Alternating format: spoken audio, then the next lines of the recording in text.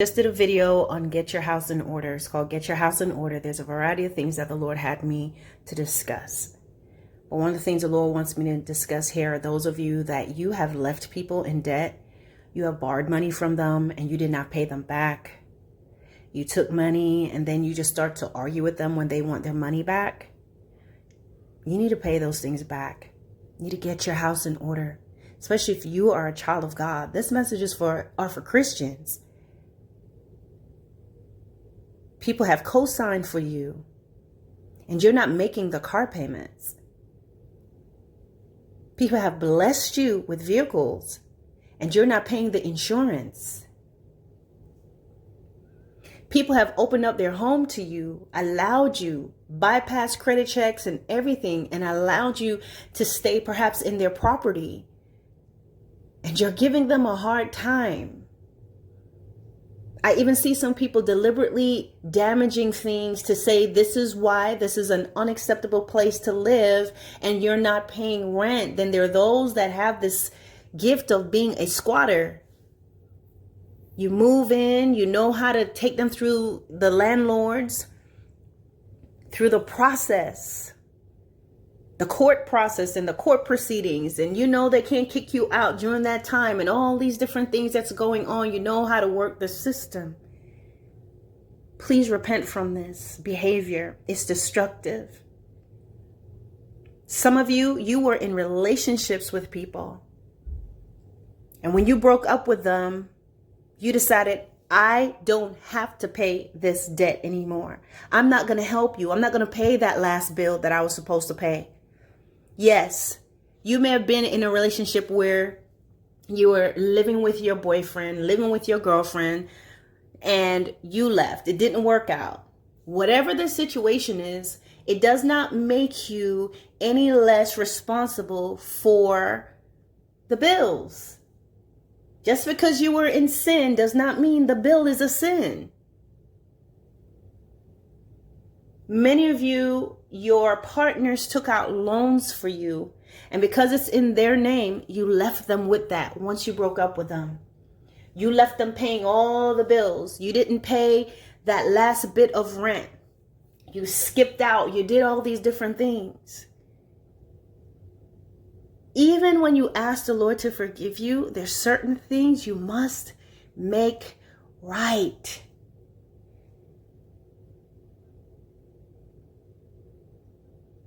And you seek the Lord on how to make things right.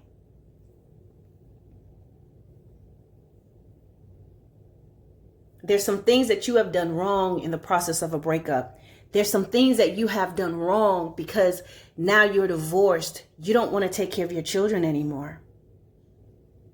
There's some things some of you are doing because perhaps your ex has moved on. Maybe he remarried, whatever the case is. And now you're not letting him see his children. And maybe the children may be with him. You're not paying child support anymore because he's with another woman. Don't do these things.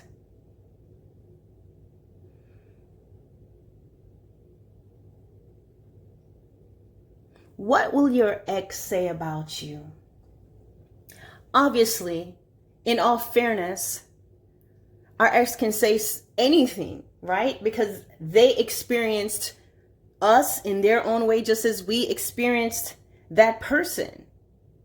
And we have our own mindsets. But you want to be a person that no matter what they may have felt about you, they can say, you know what? He was fair. She was fair. She took care of her responsibilities when she left. She took care. She gave me back my money. He gave me back my money. He still took care of that last bill and moved on. He paid me back. Outside of how they may have felt emotionally, ethically, you want them to be able to say, you know what, even though this person was this way, we didn't get along. We did have our arguments. When it came to what was owed and taking care and being responsible, this was a responsible person in this area.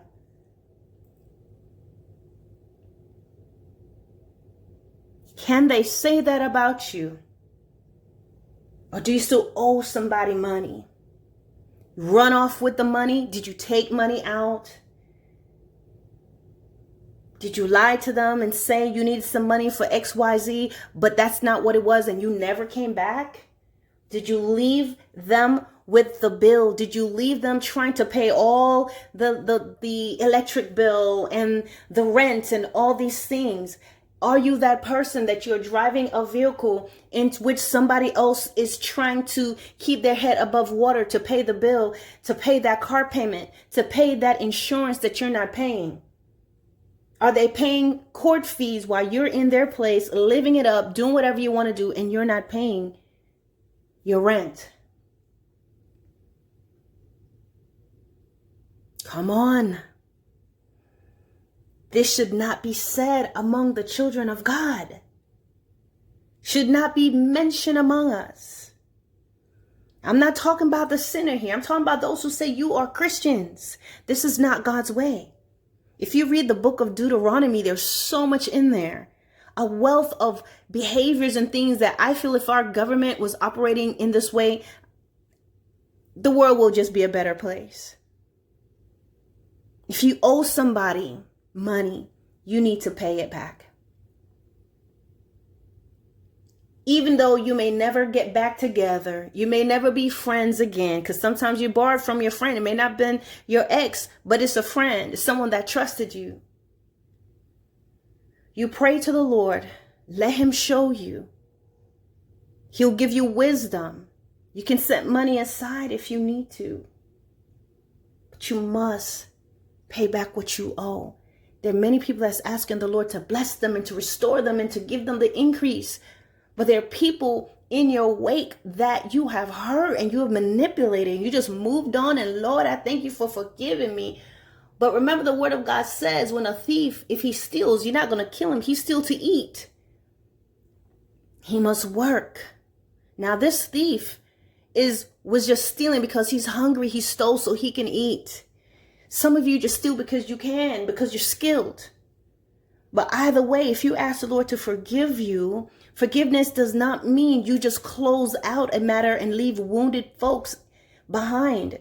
You need to pay back what you owe. Ask the Lord to show you how, in what increments, how you can go about it. The person may hate you, may not want to have anything to do with you. But if you seek God, he will give you a way to do it. Make things right, guys. Stewardship is not only in the areas that pertain to us and in our life and what we want, but stewardship is also the way that we've dealt with people in the past, the things that we may have done. Some things you may never be able to, you and this person has lost contact. There's no way for you to reach them. You don't know where they are, but you need to go before the Lord and repent.